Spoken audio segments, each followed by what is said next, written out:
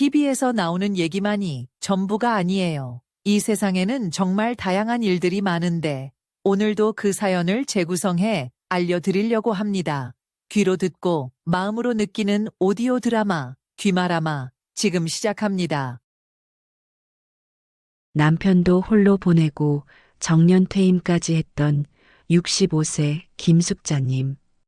그녀는 왜 아들 집의 소파에서 자고 있는 걸까요? 그녀의 어이없는 일상이 잠시 후 공개됩니다. 영상 시청 전 구독과 좋아요 부탁드려요. 제 이름은 김숙자, 65해를 살아온 퇴직 교사입니다. 남편이 세상을 떠난 지 5년, 혼자 된 삶은 꽤나 적막했습니다. 낮에는 화분을 가꾸고 책을 읽으며 시간을 보냈지만 밤이 되면 허전함이 밀려왔습니다. 특히 혼자 밥을 먹거나 잠자리에 들 때면 제 마음 한구석이 텅 비어버린 듯 했죠. 하지만 저에게는 희망이 있었어요. 유일한 아들인 민준이와 며느리 서연이, 그리고 얼마 전 태어난 첫 손주 유준이었어요. 그들과 함께할 새로운 삶을 꿈꾸고 있었죠. 민준이는 대전에서 번듯한 직장에 다니고 있었습니다. 작년에는 대출을 받아 6억 원짜리 아파트도 샀죠. 저는 그들의 힘든 살림에 보탬이 되고자 매달 40만 원씩 대출금을 자동 이체해주고 있었어요. 제가 가진 것이 많아서가 아니라 그저 자식들을 돕고 싶은 엄마의 마음이었죠. 제 생활비는 아껴 쓰면 충분했으니 괜찮았어요. 그런데도 가끔 아들이 이 사실을 기억이나 할지 궁금해지곤 했습니다. 그러던 어느 날 민준이에게서 전화가 왔어요. 목소리는 어릴 적 열이 나서 칭얼거릴 때처럼 부드러웠습니다. 엄마, 서연이가 아직 몸이 다 회복되지 않았고 저도 요즘 야근이 많아서요. 유준이 돌봐줄 사람이 없는데 엄마가 좀 와주시면 안 돼요? 적어도 한 달, 두 달이면 더 좋고요. 그 말을 듣는 순간 제 심장이 쿵 하고 내려앉았어요. 이 전화를 얼마나 기다렸는지 몰라요. 보모가 되고 싶어서가 아니었습니다. 그저 손주를 직접 안아보고 아이들 곁에서 함께 지내고 싶었기 때문이죠. 저는 마치 소풍을 앞둔 아이처럼 내일 바로 갈게 하고 대답했습니다. 전화를 끊자마자 저는 신이 나서 짐을 쌌습니다. 손주가 쓸 용품들과 며느리 몸보신용 홍삼 세트, 그리고 손주 첫 만남 선물로 30만 원이 든 봉투를 준비했습니다. 짐을 싸면서 저는 벅찬 상상에 잠겼어요. 유모차에 손주를 태우고 공원으로 산책을 나가고 아이들이 좋아하는 맑은 생선탕을 끓여주는 상상을 했습니다. 3대가 함께하는 단란한 삶, 드디어 제게도 찾아오는구나 싶었죠. 하지만 저는 몰랐습니다. 이 대전행이 저를 위한 여행이 아니라 혹독한 현실을 마주하게 될 길이었다는 것을요. KTX가 대전역에 들어서는 순간 제 심장은 기대와 불안으로 쿵쾅거렸습니다. 양손 가득 짐을 들고 역을 나서자 민준이가 저를 기다리고 있었어요. 피곤해 보이는 아들의 얼굴을 보자 제 마음은 기쁨으로 가득 찼죠. 하지만 차가 멈춘 아파트 앞에서 저는 다시 한번 긴장했습니다. 지은 지 얼마 안 된 아파트의 세련된 회색 외벽을 보니 괜히 제 차림이 촌스럽게 느껴졌습니다. 엘리베이터 문이 열리자 은은한 분유 냄새가 풍겨왔고 제 심장은 다시 뛰기 시작했습니다. 드디어 손주를 볼 수 있다는 생각에 가슴이 벅찼어요. 며느리 서연이가 문을 열어주었습니다. 그녀는 홈웨어 원피스를 입고 단정하게 화장한 얼굴로 어머니, 오시는 길 힘드셨죠? 라고 다정하게 말했죠. 저는 오랜만에 보는 며느리의 온화한 모습에 안도했습니다. 집에 들어서자마자 서연이는 제게 실내화를 건네며 말했습니다. 여기는 유준이 공간이라서요. 들어오실 때 신발 갈아 신어주세요. 저는 고개를 끄덕이고 준비해온 선물을 거실 탁자 위에 놓았습니다. 그녀는 고급 홍삼 세트를 보고는 입가에 미소를 감추지 못했죠. 아이고, 어머니. 이렇게 돈 많이 쓰셨어요? 라고 말했지만 그녀의 시선은 연신 선물 상자에 머물렀습니다. 저는 그 눈빛에서 미묘한 계산을 읽어냈지만 애써 무시했습니다. 그저 가족들의 행복을 위해 왔다는 생각뿐이었죠. 저녁 식사 시간이 되자 유준이가 울음을 터뜨렸습니다. 서연이는 곧장 저에게 아이를 건네며 어머니 한번 안아보세요. 유준이가 안아주는 걸 제일 좋아해요라고 말했어요. 아이를 품에 안자 온몸이 따뜻해졌습니다. 몇 달 동안 그렇게나 보고 싶었던 작은 생명체가 제 품에 안겨 편안하게 잠이 들었죠. 그 순간만큼은 세상 모든 시름이 사라지는 것 같았어요. 소파에 누워 곤히 잠든 아이를 보며 저는 콧등이 시큰해졌습니다. 이 아이를 위해선 어떤 고생도 감내할 수 있을 것 같았어요. 하지만 행복은 오래가지 않았습니다. 저녁 식사를 마친 후 서연이가 제게 말했습니다. 어머니, 방은 좀 불편하게 되어서 죄송해요. 안방은 저희가 쓰고 작은 방은 유준이 방으로 쓰고 있어서요. 그래서 어머니께서 당분간 거실 소파에서 주무셔야 할 것 같아요. 저는 제 귀를 의심했어요.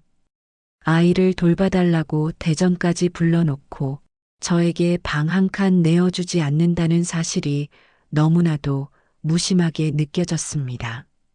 아들 민준이마저 엄마, 이 소파가 꽤 커서요. 저희도 여기서 자주 자는데 그렇게 힘들지는 않을 거예요 라며 거들었죠. 저는 푹 꺼진 소파를 보며 아무렇지 않은 척 웃었지만 마음속으로는 불편함과 서운함이 파도처럼 밀려왔습니다. 괜찮다고 대답하고 소파에 앉았지만 이제 겨우 첫날 밤인데 벌써부터 이곳이 낯설게 느껴졌습니다.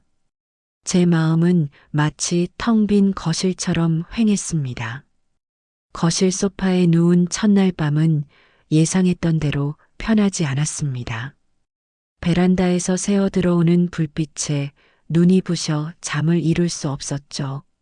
소파는 푹신해서 금세 허리가 아파왔고 무엇보다 윙윙거리는 모기 소리 때문에 짜증이 치밀었습니다. 저는 가방에서 가져온 연고를 목에 바르고 누워 천장을 멍하니 바라보았어요. 마음속으로는 이미 수만 가지 생각이 오갔습니다. 아이를 돌봐달라며 부탁하고는 저에게 방 한 칸 내어주지 않는 이들의 무심함이 저를 괴롭혔죠. 한참을 뒤척이던 그때 방 안에서 며느리 서연이의 목소리가 들려왔습니다. 누군가와 통화하는 듯 목소리는 아주 상냥했죠. 어머, 우리 시어머니 정말 좋으신 분이야. 직접 오셔서 아기 돌봐주시니까 내가 얼마나 마음이 놓이는지 몰라. 저는 순간 제 귀를 의심했어요. 이토록 달콤한 말과 달리 그녀의 행동은 제게 아무런 배려도 보이지 않았는데 말이죠. 만약 진심으로 저를 생각했다면 적어도 모기향이라도 피워주지 않았을까? 저를 거실에 재우면서 저렇게 상냥하게 말할 수 있을까? 의문이 꼬리에 꼬리를 물었습니다. 그녀의 입은 꿀처럼 달았지만 저는 그 통화가 제 마음을 찌르는 비수처럼 느껴졌습니다. 온종일 저를 부엌과 아이 침대 사이로 오가게 했던 그녀의 차가운 눈빛, 그리고 어머니는 정말 대단하세요라는 텅 빈 칭찬이 머릿속을 맴돌았죠.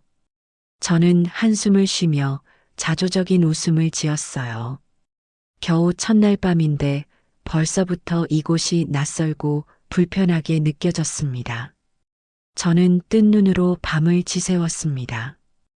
허리는 누가 두들겨 팬 것처럼 쑤셨고 마음은 더욱 공허해졌죠. 날이 채 밝기도 전에 저는 조심스럽게 몸을 일으켰습니다. 아이들이 깰까봐 살금살금 부엌으로 갔지만 싱크대에는 어젯밤 설거지가 그대로 쌓여 있었습니다. 밥솥에는 찬밥이 남아 있었고요. 정말 피곤했나 보구나 하고 생각하면서도 제 속은 쓰렸습니다. 저는 그들을 위해 새벽부터 젖병을 소독하고 냄비에 물을 올렸습니다. 그렇게 두 번째 날이 시작되었죠. 두 번째 날 아침이 밝았습니다. 저는 부엌으로 가 젖병을 소독하고 쌓인 설거지를 마친 뒤 어제 널었던 아기 옷을 걷었습니다. 이 집에서 하는 일들은 제 예전 집에서 하던 일들과 크게 다르지 않았지만 마음가짐은 완전히 달랐습니다. 며느리 서연이는 오전 9시가 되도록 방에서 나오지 않았습니다. 저는 그녀를 깨우지 않고 조용히 부엌을 정리하고 마트로 향했죠. 어제 그녀가 냉장고가 비었다고 했던 말이 떠올라 생선과 달걀, 호박을 샀습니다. 점심에는 그녀가 좋아할 만한 맑은 생선탕을 끓여줄 생각이었죠. 오전 9시쯤 유준이의 울음소리가 들려왔습니다. 저는 급히 냄비를 내려놓고 방으로 달려갔어요. 문은 잠겨 있지 않았지만 서연이는 침대에 앉아 스마트폰을 보고 있었습니다. 저를 보고도 눈길 한 번 주지 않은 채 어머니, 애가 깼나 봐요. 배고픈가 본데요. 어머니가 먼저 먹이세요라고 말하며 느릿느릿 가운을 걸치고 나왔습니다. 저는 아이를 안아 달랬습니다. 아이의 체온은 부드럽고 따뜻했고 몸에서는 달콤한 분유 냄새가 났습니다. 그 순간만큼은 제 마음도 따뜻해졌습니다. 소파에서 자도 좋고 허리가 아파도 괜찮았죠. 이 아이를 위해서라면 모든 것을 참을 수 있을 것 같았습니다. 하지만 그날 하루 종일 저는 거의 앉아보지도 못했습니다. 기저귀를 갈고 젖병을 씻고 아이의 토사물을 치우며 점심을 준비했습니다. 서연이는 소파에 앉아 멍하니 있거나 스마트폰을 보며 웃을 뿐이었죠.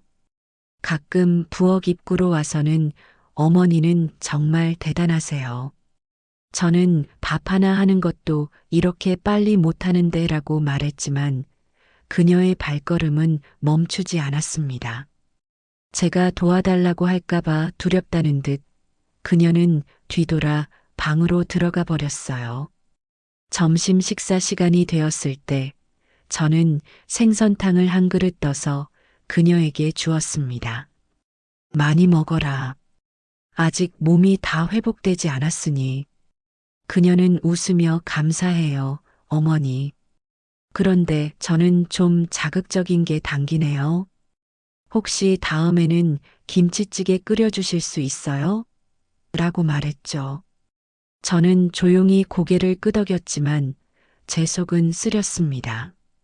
사실 저도 위가 좋지 않아 자극적인 음식을 잘 먹지 못했기 때문입니다. 민준이마저 엄마 그럼 다음부터는 탕 끓이지 마세요.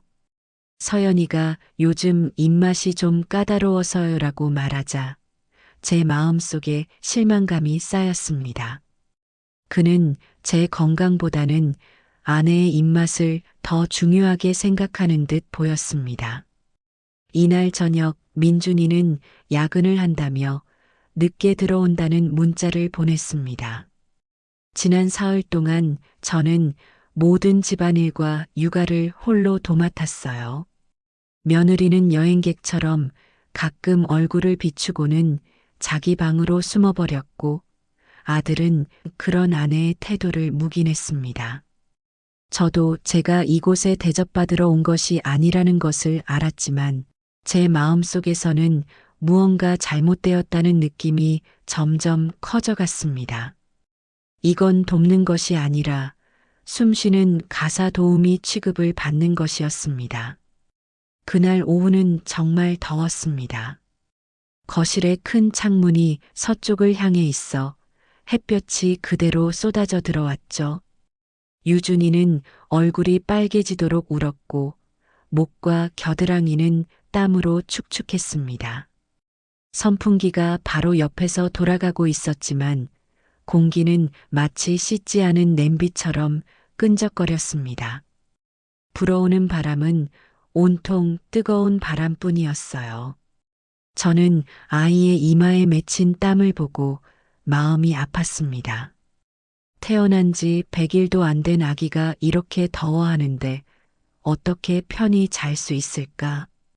저는 잠시 망설이다가 조심스럽게 탁자 위 리모컨을 집어 에어컨을 켰습니다. 삑 하는 소리와 함께 에어컨에 불이 들어오고 시원한 바람이 서서히 불어나오기 시작했어요. 그 순간 저는 정말로 안도의 한숨을 내쉬었습니다. 소파로 돌아와 앉으니 품에 안긴 유준이는 더 이상 울지 않았고 작은 주먹을 쥔 채 제 가슴에 기댔습니다. 몸도 더 이상 뜨겁지 않았죠. 저는 아이를 아기 매트리스에 조심스럽게 눕히고 작은 수건을 덮어준 뒤 저도 피곤해서 눈을 감고 잠시 눈을 붙이려 했습니다. 하지만 잠이 들기도 전에 탁 하는 소리가 들렸습니다. 저는 벌떡 눈을 떴어요. 며느리 서연이가 에어컨 아래에 서 있었고 손에는 리모컨이 들려 있었습니다. 어머니, 낮에는 에어컨 켜지 마세요. 밤새도록 트는데 이번 달 전기세 폭탄 맞겠어요? 그녀는 에어컨을 껐고 기계가 삐빅 소리를 내며 꺼지는 소리만 들렸습니다. 거실 전체의 공기가 텅 비어버린 것 같았죠. 서연이는 돌아서서 느긋한 말투로 말했습니다. 유준이 더울까봐 그러시는 건 알지만 전기세가 너무 많이 나와요. 선풍기만 틀어도 충분해요. 저는 앉은 채로 아무 말도 하지 못하고 아기 침대에 누워있는 유준이만 바라보았습니다. 작은 얼굴은 베개에 붙은 채 여전히 땀을 흘리고 있었어요. 제 손은 이미 꽉 쥐어져 있었지만 저는 최대한 평온한 목소리로 말했습니다. 딱 10분 켰어. 아이가 너무 더워해서 열사병 걸릴까봐. 서연이는 살짝 웃으며 선풍기로도 충분히 시원해져요라고 말했죠. 저는 그녀의 얼굴을 보았습니다. 그녀는 늘 이런 식이었습니다. 말투는 달콤하고 부드럽지만 그 뒤에 숨겨진 의미는 비수처럼 저를 찔렀습니다. 전기세, 부담, 어머니를 위한다는 말로 모든 책임을 교묘하게 제게 떠넘겼죠. 그 순간 제 마음속에선 이미 불길이 치솟았지만 저는 화를 내지 않았습니다. 지금 화를 내봤자 시어머니 성격이 보통이 아니시네. 저는 그냥 한마디 했을 뿐인데요 라는 말을 할 빌미만 줄 뿐이라는 것을 알았기 때문입니다. 저는 자리에서 일어나 그녀를 보지 않고 말했습니다. 선풍기로 충분하면 내가 와서 봐. 그녀는 잠시 멈칫하더니 저 방금 막 잠들어서요. 잠 좀 보충해야 해요라고 말했죠. 저는 냉소했습니다. 나도 아직 못 잤어. 저는 리모컨을 제자리에 놓고 유준이를 안아들었습니다. 아이는 칭얼거리며 다시 제 품에 파고들었죠. 온몸이 땀으로 끈적거렸습니다. 이 집은 머리부터 발끝까지 에어컨부터 음식, 그리고 말 한마디까지 모든 것이 은근한 배척으로 가득 차 있었습니다. 저는 잠든 유준이의 얼굴을 내려다보며 마음속으로 천천히 결정을 내렸습니다. 이 집, 내가 오래 머물 곳이 못 되는구나. 다음 날 새벽 저는 평소보다 훨씬 일찍 일어났습니다. 아직 동이 트기 전 집안은 고요했죠. 선풍기는 여전히 천천히 돌고 있었고 마치 어제 오후의 굴욕적인 장면이 현실이었음을 상기시키는 것 같았습니다. 저는 거실 소파에 앉아 유준이에게 젖을 물렸습니다. 아이는 자신의 할머니가 어젯밤 잠 못 이루고 뜬 눈으로 밤을 지새웠다는 것을 알지 못했습니다. 잠이 안 와서가 아니라 자고 싶지 않아서였죠. 제 마음은 평온했지만 그 평온함은 무뎌진 뒤에 찾아온 냉정함이었습니다. 더 이상 이 관계를 유지할 이유를 찾을 수 없었어요. 저는 유준이를 작은 침대에 눕히고 수건을 덮어준 뒤 아이가 깨지 않았는지 확인하고 자리에서 일어났습니다. 부엌으로 가서 고구마죽을 끓이고 달걀 프라이 2개를 부치고 사과도 좀 깎았습니다. 늘 그랬듯이 남을 챙기기 전에 제 것을 먼저 준비했습니다. 밥을 다 차렸지만 입맛이 없었습니다. 저는 방으로 들어가 어젯밤 미리 정리해둔 짐을 문가로 옮겼습니다. 그리고 다시 소파에 앉아 종이와 펜을 꺼냈죠. 저는 소리치거나 싸우고 싶지 않았습니다. 이런 집은 이치로 따질 곳이 아니라는 것을 깨달았기 때문입니다. 말을 많이 해봤자 오해하신 것 같아요. 저희는 그런 뜻이 아니었어요. 같은 사람을 화나게 하면서도 반박할 수 없는 말만 돌아올 뿐이었죠. 저는 딱 한 줄만 썼습니다. 집에 급한 일이 생겨 먼저 분당으로 간다. 유준아 잘 지내렴. 할미가 다음에 또 보러 올게. 쪽지를 식탁 위에 올려놓고 벽시계를 보았습니다. 아침 6시 30분, 집안은 아직 깊은 잠에 빠져 있었습니다. 저는 조심스럽게 문을 열고 닫기 전에 뒤를 돌아보았어요. 제가 사흘밤을 잤던 소파, 그리고 리모컨은 있었지만 저를 위해 작동하지 않았던 에어컨이 보였습니다.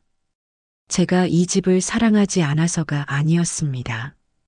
그저 더 이상 일방적으로 비위를 맞출 수 없고 아무리 가족이라도 영원히 서운함을 감수할 수는 없다는 것을 깨달았을 뿐입니다. 엘리베이터에서 내려서자 새벽 공기가 축축하게 느껴졌습니다. 저는 짐을 끌고 골목길로 나가 택시를 불렀습니다. 기사님은 제 짐을 보고 어디 가세요? 이른 아침부터 나오셨네라고 물었죠. 집에요라고 대답하자 대전에 놀러 오셨었나 봐요? 라고 다시 물었습니다. 저는 고개를 저으며 말했습니다. 아니요, 손주 보러 왔었어요. 3일 있었는데 충분하네요. 기사님은 더 이상 묻지 않았습니다. 창밖 풍경이 하나씩 뒤로 물러났고 동쪽에서 햇살이 비치기 시작했습니다. 저는 휴대폰을 켜지 않았고 메시지를 보내지도 해명하지도 않았습니다. 그들에게 해명할 빚은 없었으니까요. 택시가 분당 집 앞에 도착했을 때 제 마음은 이미 안정되어 있었습니다. 기분이 좋아서가 아니라 더 이상 무조건적으로 마음이 약해지지 않기로 결심했기 때문이었죠. 짐을 끌고 집으로 들어서자 텅 빈 집이 마치 깊은 우물처럼 저를 맞았지만 이상하게도 마음이 편안했습니다. 저는 짐을 내려놓고 따뜻한 물 한 잔을 단숨에 마셨어요. 그리고 서재 책상으로 가 서랍 속에 있던 주택담보대출 자동이체 신청서를 꺼내 찢어버렸습니다. 지난 2년 반 동안 매달 40만 원씩 거의 1200만 원에 가까운 돈을 그들에게 이체해 주었지만 단 한 번도 고맙다는 말을 듣지 못했습니다. 그들은 오직 낮에는 에어컨을 켜면 안 된다는 것, 음식이 싱겁다는 것, 분유값이 비싸고 전기세가 많이 나온다는 것만 기억했습니다. 그날 오후 민준이에게서 전화가 왔습니다. 저는 받지 않았어요. 곧이어 문자가 왔습니다. 엄마, 서연이가 그러는데 아침에 갑자기 가셨다고요? 혹시 어디 편찮으세요? 병원 모시고 갈까요? 저는 그 메시지를 몇 번이고 읽어본 뒤 딱 한마디만 답장했습니다. 난 괜찮다. 너희나 잘 살아라. 이 말은 축복처럼 보이지만 사실은 경계선이었습니다. 오늘부터 나는 더 이상 무한정으로 헌신하지 않을 것이고 오지 않을 감사를 기다리지도 않을 것이다. 내 인생은 내 것이다 라고 저는 스스로에게 다짐했습니다. 저는 그들이 며칠간의 평온함을 누린 뒤에야 제 존재가 당연한 것이 아니었음을 깨달을 것이라고 생각했습니다. 하지만 놀랍게도 불과 5일 만에 전화가 왔어요. 그날 오후 저는 빨래를 널고 있었습니다. 휴대폰이 울렸고 화면에는 박민준이라는 이름이 떴죠. 저는 서두르지 않고 세 번째 벨이 울릴 때쯤 통화 버튼을 눌렀습니다. 엄마. 그의 목소리는 다소 경직되어 있었지만 애써 혹시 이체하는 걸 잊었는지 묻고 싶어 하는 듯 했습니다. 저는 모르는 척 했어요. 무슨 이체? 그는 잠시 머뭇거리다가 말했습니다. 그 대출금이요. 엄마가 계속 도와주시던 거요. 저는 차분한 목소리로 대답했습니다. 응, 해지했다. 나도 내 생활비가 있고 언제까지고 너희를 부양할 수는 없으니. 전화기 저편에서 잠시 침묵이 흘렀습니다. 민준이는 혹시 서연이가 뭐 잘못한 거 있어요? 라고 조심스럽게 물었습니다. 저는 웃으며 말했죠. 내 몸은 아주 건강해. 그냥 피곤해서 집에 와서 좀 쉬고 싶었을 뿐이야. 그의 목소리는 힘없이 말을 이었습니다. 엄마, 저희가 그런 뜻이 아니었는데. 기분 푸시고 저희가 앉아서 제대로 이야기하면. 저는 그의 말을 잘랐습니다. 아니, 그냥 이대로 그만두자. 너는 이제 애가 아니야. 나는 너희의 비상금 통장이 아니라고. 너희가 대출받아 집 사기로 결정한 건 두 사람이 한 선택이지. 내가 강요한 게 아니지 않니? 그는 다시 침묵했습니다. 몇 초 후 그가 낮은 목소리로 말했어요. 알아요. 하지만 요즘 저희가 정말 힘들어서. 저는 더 이상 듣고 싶지 않았습니다. 너희가 힘든 건 너희 문제지. 내 돈은 땅 파서 나오는 게 아니야. 민준이와의 전화가 끊긴 지 채 되지 않아 집 전화가 울렸습니다. 발신자 번호를 보니 서연이일 것이라는 예감이 들었죠. 역시나 전화를 받자 그녀의 부드러운 목소리가 들려왔습니다. 어머니, 저 서연이에요. 가신 지 며칠 되셨는데 몸은 괜찮으세요? 푹 쉬셨어요? 저는 흠하고 짧게 대답하고 별말을 하지 않았습니다. 하지만 그녀는 제 태도를 눈치채지 못한 듯 웃으며 말을 이었어요. 저희도 그날 어머니가 왜 갑자기 가셨는지 계속 생각했어요. 혹시 마음에 담아두신 일이라도 있으세요? 제가 뭐 잘못한 거 있으면 말씀해 주세요. 제가 꼭 고칠게요. 저는 잠시 침묵하다가 막 입을 열려는 순간 그녀의 목소리가 갑자기 조금 낮아지며 빨라졌습니다. 그런데 어머니, 사실 저희가 이번 달에 지출이 좀 빠듯해서요. 어머니가 계속 저희 대출금 도와주신 거 저희 다 마음에 새기고 있어요. 근데 이번 달에 갑자기 끊기면 은행에서 돈이 빠져나가야 하는데 정말 문제가 생길 것 같아서요. 저는 냉소했습니다. 너는 내 건강이 걱정돼서 전화한 거니? 아니면 돈 독촉하러 전화한 거니? 아니에요. 어머니, 오해하지 마세요. 그녀는 다급하게 말했습니다. 저는 그냥 어머니가 혹시 감정이 좀 격해지신 건 아닌가 걱정돼서요. 만약 지난번 에어컨 일 때문에 기분이 상하셨다면 사실 그건 별일 아니잖아요. 말씀하시면 저희가 어떻게 그런 걸로 서운해하겠어요? 너는 참 말을 쉽게 하는구나. 제가 말했습니다. 그날 너도 웃으면서 내가 에어컨 켜면 안 된다고 젊은 사람들이 살기 얼마나 힘든지 아냐고 하지 않았니? 그녀의 목소리는 서운함이 가득했습니다. 어머니, 저는 저희가 얼마나 힘든지 이해해달라는 뜻이었어요. 어머니가 오셔서 당연히 기뻤죠. 하지만 저희 세 식구 살림도 빠듯하잖아요. 어머니도 보셨다시피 분유가, 기저귀값 다 돈인데 저희도 그렇게 넉넉하게 사는 건 아니거든요. 저는 한 글자 한 글자 힘주어 말했습니다. 너희가 넉넉하지 못하면 너희가 아껴야지. 왜 나를 아끼게 만들어?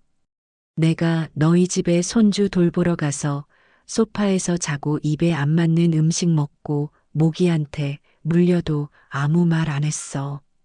그런데 너는 내가 잠깐 눈 좀 붙이려니까 달려와서 에어컨을 끄면서 밤새 틀었으니 낮에는 아끼자고 했지. 내가 아까운 건 전기세였니? 아니면 내가 너무 편해 보이는 게 싫었니? 그녀는 순간 아무 말도 하지 못했습니다. 제가 말을 이었어요. 더 이상 연기하지 마라. 나도 세상 물정 모르는 사람 아니야. 너는 매일 방에 틀어박혀서 스마트폰이나 만지작거리고 머리는 미용실 다녀온 것처럼 완벽하고 얼굴 화장은 내 결혼식 날보다 더 곱게 하더구나. 내가 손주 돌볼 때 너는 어디 있었니? 그녀의 목소리가 날카로워졌습니다. 어머니, 저는 산후조리 중이잖아요. 저한테 어떻게 그렇게 말씀하실 수 있어요? 너는 산후조리가 아니라 황제처럼 군림하고 있었지. 저는 감정 없이 되받아치고 말을 이었습니다. 똑똑히 들어라. 나도 숨 쉬는 사람이야. 너희 집에 현금 인출기도 아니고 너희 집에 하녀도 아니야. 내가 도운 건 내가 원해서였어. 이제 내가 원하지 않으니 더 이상 돕지 않을 거야. 서연이는 잠시 조용하더니 갑자기 싸늘한 목소리로 말했습니다. 이렇게 갑자기 그만두시는 게 어디 있어요? 말씀 한마디 없이. 유준이는 어떡하고요? 저희는 어떡하라고요? 어른이 약속을 그렇게 쉽게 어기시면 안 되죠. 약속? 저는 웃었습니다.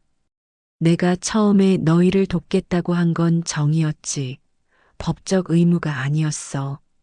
대출은 너희 이름으로 받은 거고 아이는 너희 책임이야. 내가 너희 계약서에 서명한 제3자라도 되니? 그녀는 기가 막힌 듯 짧게 픽 하고 웃었습니다. 그럼 앞으로 손주 볼 생각도 하지 마세요.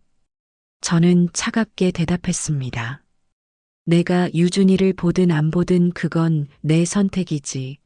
내가 나를 협박할 카드가 아니야. 전화기 저편에서 쾅 하는 소리와 함께 전화가 끊겼습니다. 저는 수화기를 내려놓고 베란다로 돌아갔어요. 햇살이 얼굴에 쏟아져 눈이 부셨지만 더 이상 땀에 젖지도 에어컨 때문에 모욕감을 느끼지도 않았습니다.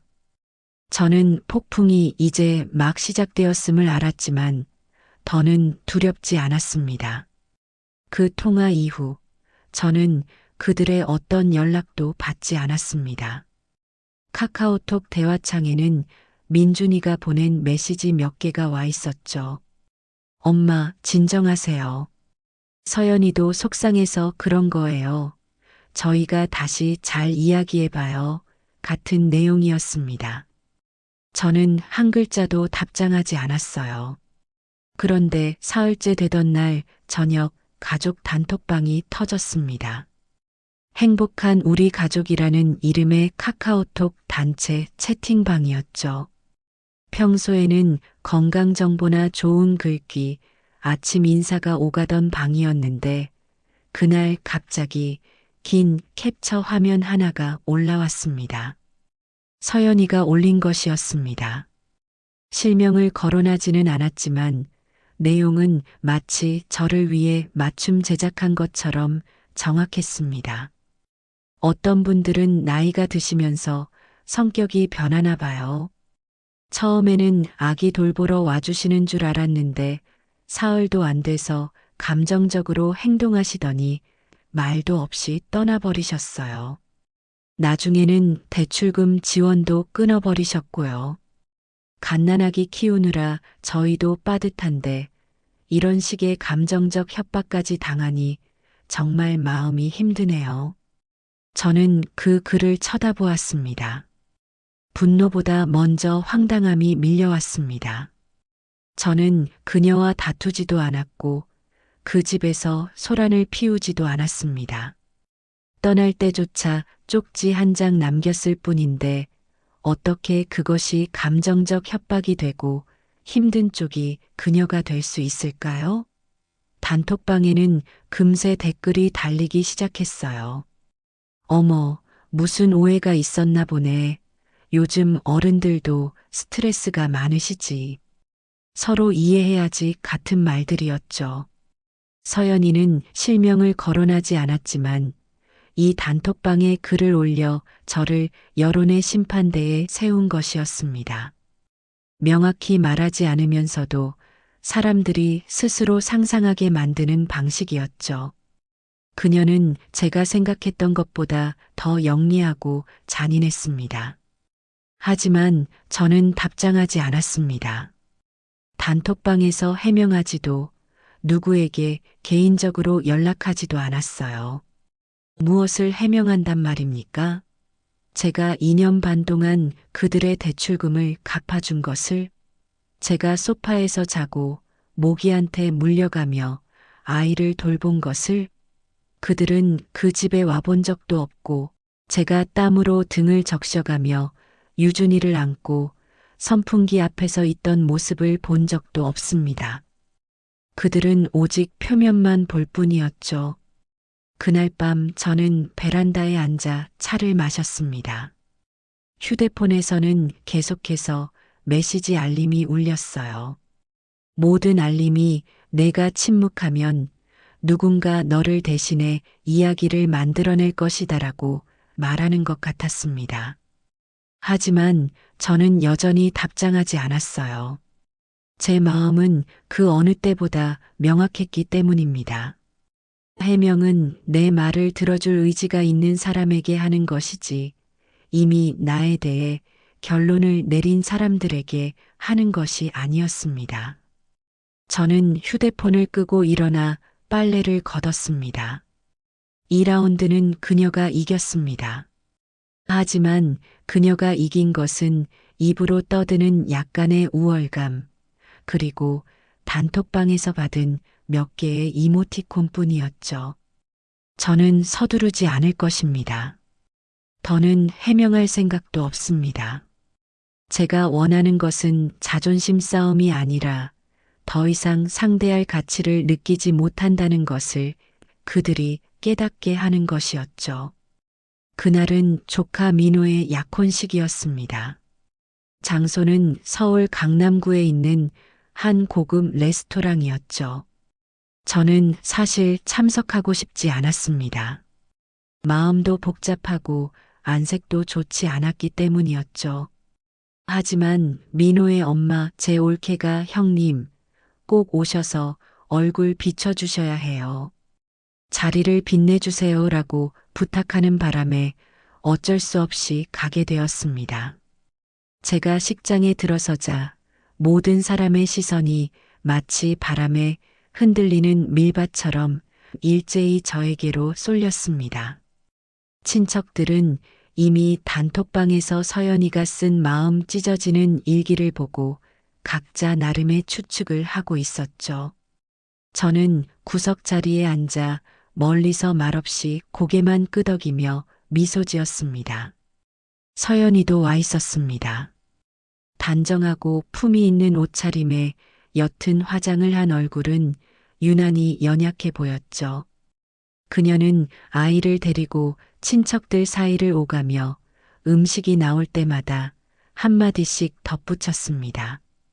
요즘 애가 밤에 자꾸 깨어요. 민준 씨도 바쁘고 저 혼자 돌보려니 정말 힘드네요. 그래도 어쩌겠어요.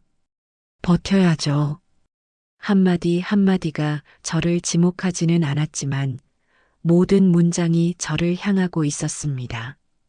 할머니가 계셨으면 유준이가 밤에 저렇게 울지는 않았을 텐데 어머니가 갑자기 분당으로 돌아가셔서 저희는 아직도 이유를 잘 몰라요라고 말할 때는 목이 맨 듯 연약한 모습을 보였습니다.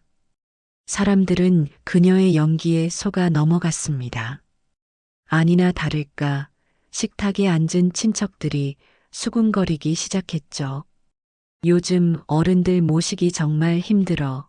서연이가 너무 착해서 그래.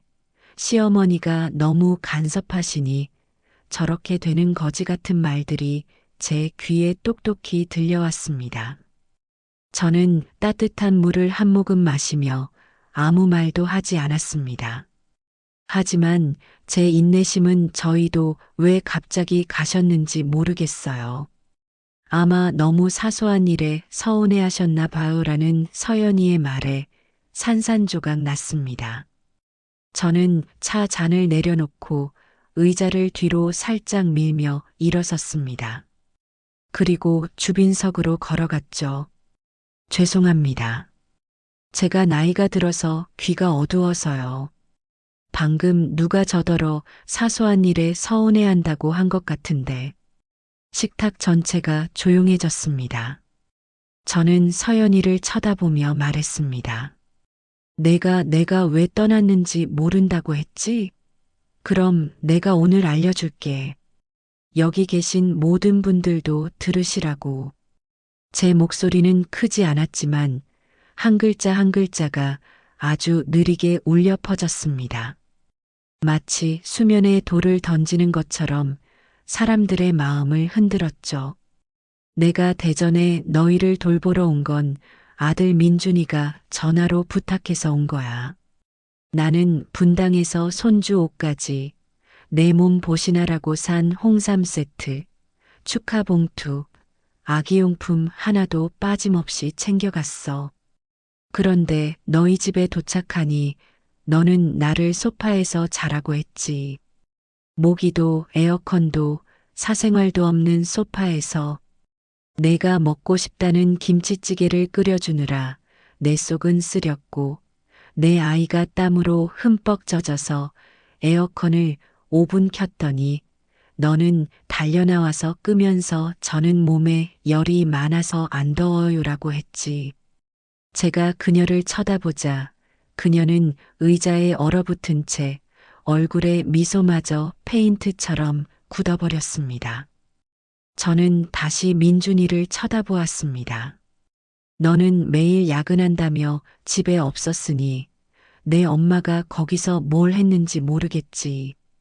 젖병 씻고 빨래하고 밥하고 아이 돌보느라 사흘 동안 따뜻한 밥 한 끼 제대로 앉아서 먹어본 적이 없어. 저는 핸드백에서 A사 용지 한 장을 꺼내 펼쳤습니다. 내가 여기서 억울하다고 하소연하는 게 아니야. 나는 단지 너희에게 알려주고 싶을 뿐이야.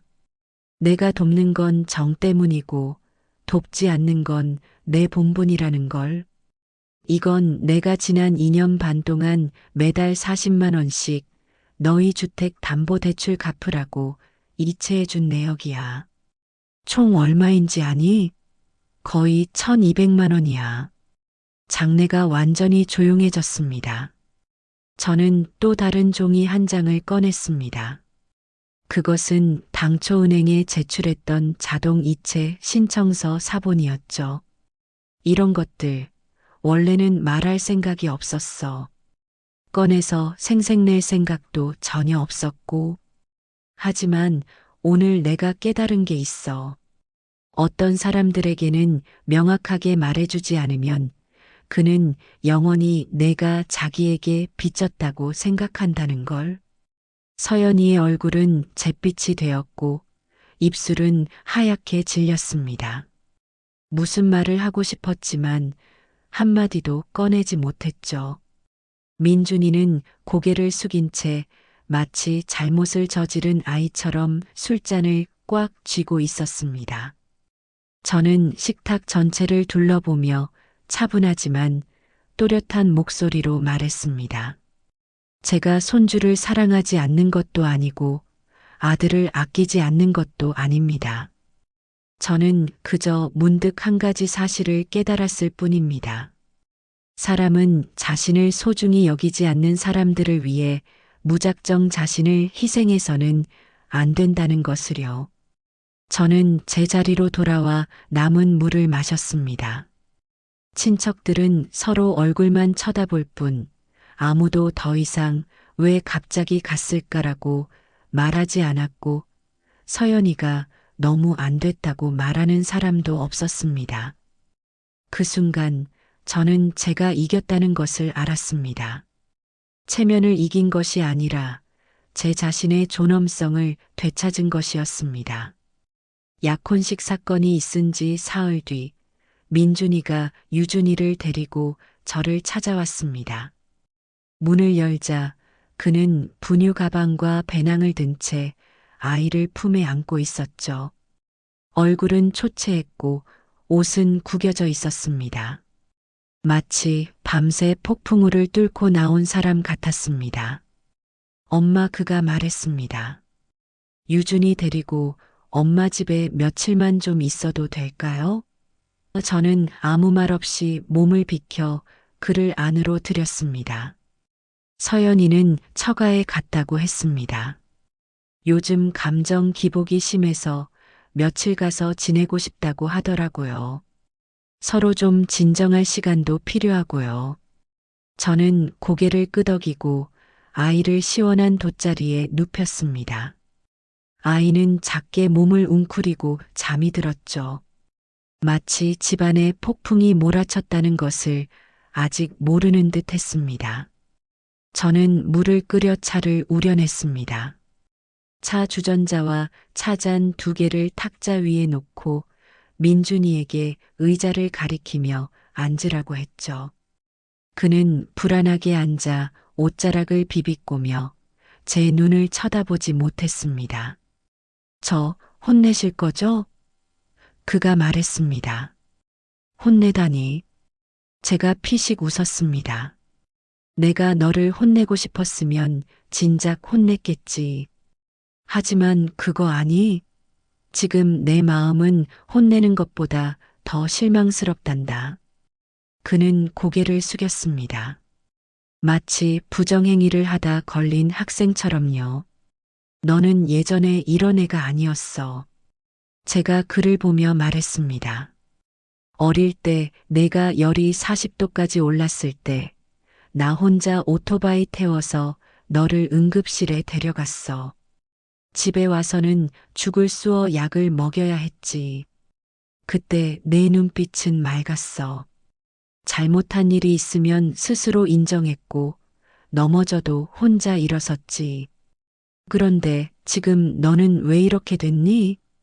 그는 대답하지 않고 그저 제가 갈등이 싫어서요. 집안이 시끄러운 게 싫었어요. 라고 중얼거렸습니다. 내가 갈등이 싫어서 모든 갈등을 다른 사람에게 떠넘겼구나. 내가 시끄러운 게 싫어서 나더러 계속 참으라고 했구나. 제가 그를 보며 차갑고 느린 목소리로 말했습니다. 민준아, 나는 내 아내의 하녀가 아니야. 내 감정의 방패도 아니라고. 그가 고개를 들자 눈가가 붉어져 있었습니다. 제가 잘못했어요. 내가 뭘 잘못했는데? 제가 재촉했습니다. 제가 엄마랑 서연이 사이에서 계속 피하기만 했어요. 서연이가 가끔 무리한 말을 한다는 걸 알면서도 제가 말하기 귀찮아서 그냥 뒀어요. 그의 눈빛은 공허했습니다. 엄마가 한 발 물러서면 서연이도 한 발 물러서 모든 게 조용히 지나갈 거라고 생각했어요. 그런데 너는 몰랐구나. 양보가 문제를 해결하는 게 아니라 문제를 키운다는 걸. 제가 한 글자 한 글자 힘주어 말했습니다. 내가 물러서고 내가 물러서 결국 그애 혼자 서게 됐지. 너는 말 못하는 아들이 됐고 나는 마음대로 부릴 수 있는 보모가 됐고 그 애는 집안에서 유일하게 목소리를 낼 수 있는 사람이 된 거야. 그의 입술이 미세하게 떨리며 엄마 죄송해요라고 중얼거렸습니다. 저는 고개를 저었습니다. 나는 내 사과를 받으려는 게 아니야. 그리고 서연이를 미워하는 것도 아니야. 나는 그 애를 증오하지 않아. 민준이가 놀라 저를 쳐다보았습니다. 그 애는 그의 나름의 방식이 있겠지. 어릴 적 가정 환경이 자신을 먼저 보호하도록 만들었을 수도 있고, 아기는 없었겠지만, 그의 이기심이 내 앞에서 극대화된 거야. 하지만 진짜 가장 큰 책임은 너에게 있어. 제가 그를 뚫어지게 쳐다보았습니다. 너는 게으르고 귀찮은 게 싫고 경계를 세울 용기가 없어. 아내가 화내는 게 두렵고 현실을 마주하는 건 더 두렵지. 내가 문제를 못 본 게 아니라 처리하고 싶지 않았던 거야. 민준이는 마치 뺨을 맞은 것처럼 어깨를 축 늘어뜨린 채 꼼짝도 하지 않았습니다. 저는 차를 한 모금 마시고 깊게 숨을 들이마셨습니다. 그리고 민준이의 눈을 똑바로 쳐다보며 말했죠. 하지만 오늘 확실히 말해둘게. 이제부터 너희 집 일에는 나는 더 이상 관여하지 않을 거야. 대출금도 더는 안 갚아주고 아이도 돌봐주지 않을 거고 너희 집에 가지도 않을 거야. 너희가 어떻게 살지는 너희 책임이야. 그가 고개를 들며 물었습니다. 그럼 유준이는요? 이제 안 보실 거예요? 저는 잠든 아이의 이마를 부드럽게 쓰다듬었습니다. 당연히 보고 싶지. 하지만 나 자신을 희생하면서까지 그 애를 사랑하고 싶지는 않아. 내가 데리고 오면 환영이야. 할머니 보러 와서 며칠 놀다 가는 건 괜찮아.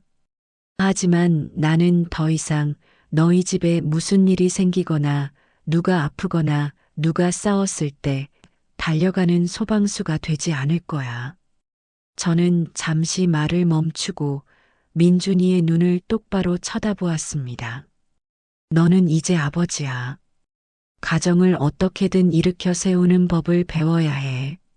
나에게 의지해서도 아내가 우는 것에 의지해서도 안 돼. 오직 내 스스로 한 뼘 한 뼘 일으켜 세워야 해. 민준이의 눈가가 붉어졌습니다. 엄마, 저 잘 못할까봐 무서워요. 괜찮아. 제가 고개를 끄덕였습니다. 사람은 누구나 두려움을 느껴. 하지만 두려움은 너에게 도망치라는 이유가 아니라 책임을 연습하라는 시작점이야. 우리 사이에는 오랫동안 침묵이 흘렀습니다. 창밖에 햇살이 낡은 등나무 의자에 쏟아졌죠. 찬물은 이미 식었지만 제 마음은 한없이 맑았습니다. 엄마, 그럼 앞으로? 그가 낮은 목소리로 물었습니다.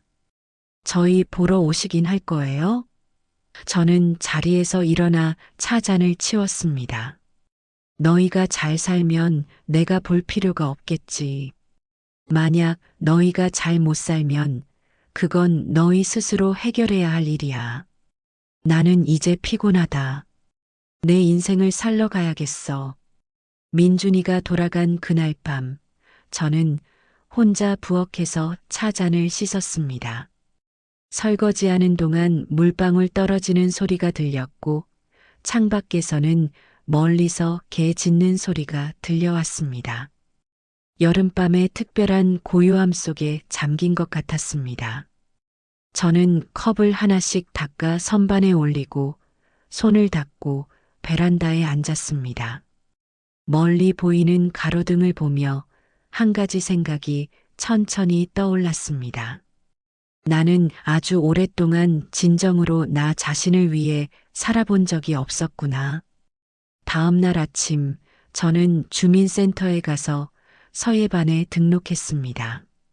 그리고 걷기 동호회 신청서도 함께 작성했죠. 접수처 직원은 제 신청서를 보며 말했습니다. 어머님, 글씨가 참 고우시네요. 저희 서예반에서 작품 전시회도 하는데 한번 참여해 보세요. 저는 웃으며 말했습니다. 좀 더 연습해 보고요. 인생은 이제 시작인걸요. 오후에는 은행에 가서 제 통장을 전부 재정비했습니다. 장기요양보험, 상해의료보험, 소액연금 저축까지 모두 제대로 정리했죠. 직원이 제게 물었습니다. 김숙자 고객님, 혹시 부양가족이 있으신가요? 비상연락처를 남겨두시겠어요? 저는 잠시 생각하다가 고개를 저었습니다. 아니요. 괜찮습니다. 돈은 역시 자기 자신이 지키는 게 제일 마음 편하죠. 집에 돌아와 예전에 민준이에게 주었던 비상용 체크카드를 가위로 잘라 분쇄기에 넣었습니다. 저는 그들을 미워하지 않았습니다. 그들이 돌아오기를 기다리지도 않았습니다. 다만 오늘부터 제 돈, 제 시간, 제 몸은 오직 한 사람, 저 자신에게만 줄 것입니다. 일주일 후 서예 수업이 시작되었습니다. 저는 새로 산 붓을 들고 가장 구석자리에 앉았죠. 첫 수업에서 네 글자를 쓰는 연습을 했는데 저는 제가 쓰고 싶은 글자를 골랐습니다. 나답게 살기. 저는 천천히 한 획 한 획 그 네 글자를 써내려갔습니다. 글씨를 다 쓰자 옆자리의 아주머니가 사탕을 하나 건네며 말했습니다. 숙자 씨, 이따가 우리 콩국수 먹으러 갈 건데 같이 갈래요? 저는 고개를 끄덕였습니다. 좋아요. 저 콩국수 좋아해요. 우리 일행은 주민센터를 나와 보도를 따라 천천히 걸었습니다. 발걸음은 빠르지도 느리지도 않았죠. 저녁 바람이 불고 시시콜콜한 이야기가 오갔습니다. 누군가 저를 보며 말했습니다. 요즘 얼굴이 예전보다 훨씬 좋아지셨어요. 안색이 정말 다르네. 저는 웃었습니다. 상처를 잊어서가 아니었습니다. 마침내 저 자신을 되찾았기 때문이었습니다. 저는 더 이상 그들이 제가 얼마나 힘들었는지 기억해 줄지 묻지 않습니다. 제가 그들을 위해 얼마나 희생했는지 계산하지도 않습니다. 한 걸음만 더 참으면 그들이 바뀔지도 모른다는 도박을 하지도 않죠. 저는 그저 앞으로의 모든 날이 저에게 속해 있다는 것을 명확히 압니다.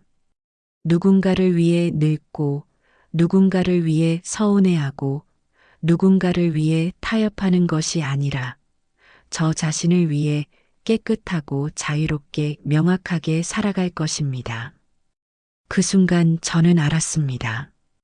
인생에서 가장 현명해지는 것은 용서를 배우는 것이 아니라 자기 자신을 위해 문을 닫고 창문을 잠근 뒤 스스로를 위해 등불 하나를 켜고 밥을 짓고 차를 따르며 살아가는 법을 배우는 것이라는 것을요. 오디오 재미있게 들으셨나요? 귀로 듣고 마음으로 느끼는 오디오 드라마 귀마라마. 오늘도 시청해주셔서 감사합니다. 구독과 좋아요는 제가 영상을 만드는 데 많은 힘이 됩니다.